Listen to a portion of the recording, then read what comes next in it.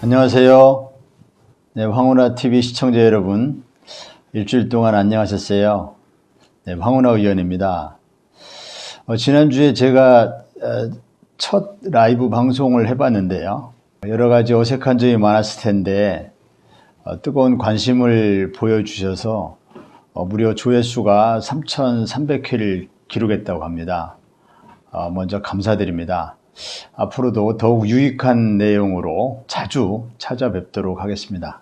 오늘은 지난번에 예고해드린 대로 고래고기 사건에 대해서 말씀드리겠습니다. 고래고기 사건. 최근 공수처가 출범하면서 공수처의 수사 대상 1호 사건으로 거론이 됐었습니다. 고래고기 사건. 이른바 울산 사건은 이제 검찰이 수사권과 기소권을 남용해서 있는 죄는, 즉 있는 김기현 전 울산시장 형제들과 비서실장의 비리는 덮어버리고 없는 청와대 하명수사, 존재하지 않는 청와대 하명수사를 만들어낸 과거 70년대, 80년대의 공안사건 조작과 같은 그런 검찰권 남용의 대표적인 사례입니다. 그러한 울산 사건의 시발점, 울산 사건의 뿌리가 바로 이 고래고기 사건이죠. 언론에도 많이 알려져서 그래서 오늘 궁금한 점이 많으실 것 같아서 그 부분 제가 오늘 좀 말씀드리겠습니다. 고래고기 사건을 말씀드리기에 앞서서 어저께 제가 중대범죄수사청 설치법 관련 입법 공청회를 했습니다. 많은 분들이 관심을 보여주셔서 먼저 감사드리고요. 중대범죄수사청 관련해서 언론 보도를 보면 민주당 내에 강경론, 온건론 이런 게 있는 듯이 보도되고 청와대에서 대통령께서 속도 조절을 주문하신 것 아닌가라는 그런 보도도 있었습니다. 제가 좀 말씀을 드리겠습니다. 대통령께서 지난 대선 때 수사 기소 분리를 공약으로 제시하셨습니다. 이제 임기가 1년 2개월 정도 남아 있습니다. 당연히 임기 내에 수사 기소 분리라는 공약을 완수해야 한다는 생각을 청와대에서도 당연히 하지 않겠습니까? 대통령께서 박범계 장관에게 하신 말씀, 워딩을 그대로 제가 들었는데요.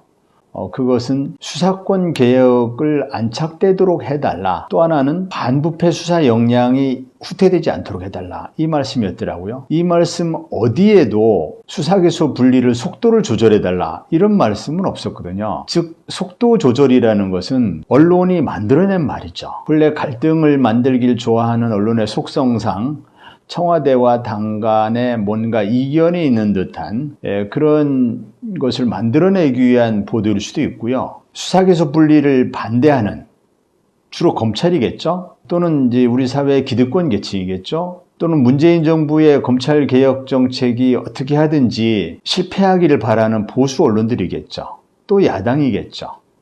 이런 쪽에서는 속도 조절론 등으로 이제 대통령 말씀을 왜곡해서 이렇게 보도함으로써 당청 간에 뭔가 매끄럽지 못한 그런 모습을 연출하려고 했던 것 같습니다.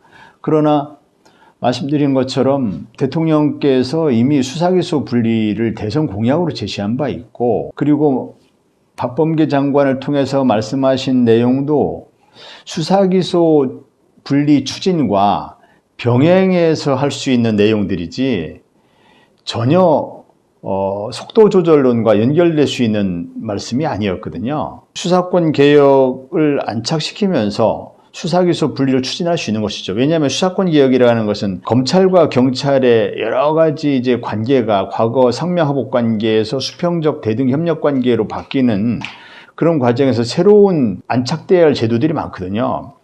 이것은 새롭게 신설되는 수사청과 검찰의 관계에도 그대로 적용됩니다. 즉 검사와 수사청과도 적용되는 것이거든요. 그래서 이것이 안착되면서 수사기소 분리 추진은 병행해서 동시에 추진될 수 있는 것입니다.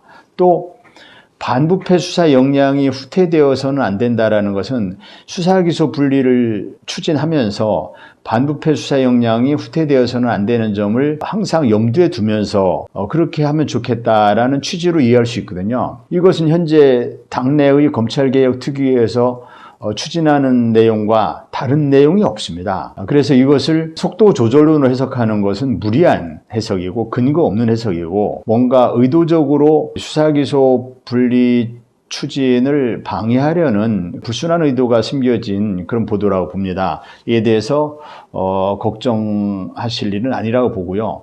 당내에서도 마찬가지입니다. 당내에서도 강경론, 온건론 뭐 이런 말씀하시는데 일부 언론에서 3612 이런 그 보도가 있더라고요. 3월 달에 입법 발의를 하고 6월 이내에 통과시키고 12개월 후 1년 있다가 시행한다는 거죠. 이 자체가 온건론입니다.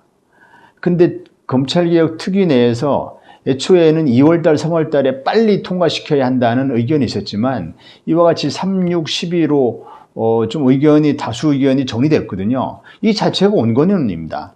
그래서 실현 가능성을 염두에 둔 그 특위에서 이렇게 온건론 방향으로 이렇게 의견이 모아지고 있습니다.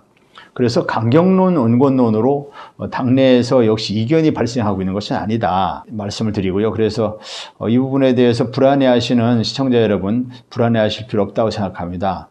큰 이견 없이 추진되고 있다고 생각합니다.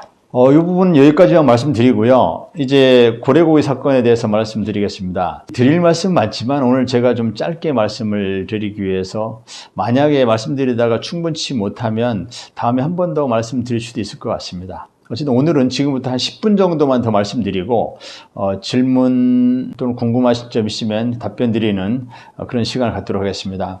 허먼 멜빌의 소설 모비딕이라는 소설이 있습니다. 혹시 들어보셨나요? 미국인들 사이에서는 성경 다음으로 좋아하는 책이 바로 허먼 멜빌의 모비딕이라는 책인데요. 이 모비딕은 고래의 이름입니다. 고래의 이름. 우리나라에서는 이제 백경이라는 제목으로 우리나라에 소개된 적도 있었는데요. 이 모비딕이 고래인데 여기에는 또 좀 흥미롭게 이 포경선 에식스호라고 하는 포경선이 등장하는데 이 포경선의 1등 항해사 이름이 스타벅입니다. 스타벅. 여러분들 커피점 스타벅스. 스타벅스의 상호가 여기 허먼 멜빌의 모비딕에서 유래됐습니다. 이와 같이 고래고기는 이렇게 우리의 흥미를 유발하는 여러 요소들이 있어 보이죠? 제가 울산경찰청장으로 부임을 했을 때가 2017년, 제가 한번 보면서 말씀드릴까요? 2017년 8월경입니다. 부임해서 얼마 안 있어서 검찰에서 돌려줘서는 안 되는 고래고기를 업자들에게 돌려줬다, 이런 보고를 받았습니다. 그래서 이것은 저는 그때 울산경찰청장으로 부임해서 두 가지를 강조했었거든요. 첫째, 이 토착 부패 비리, 지역의 토착 부패 비리를 척결하는 경찰의 활동이 있어야 한다. 두 번째는 이 전관예우의 법조 부패 비리, 이거를 척결하는 이 경찰 활동이 있어야 된다. 이걸 강조했었는데요. 이 고래고기 사건은 바로 전관예우의 부패 비리 냄새가 진동을 하는 사건이었습니다.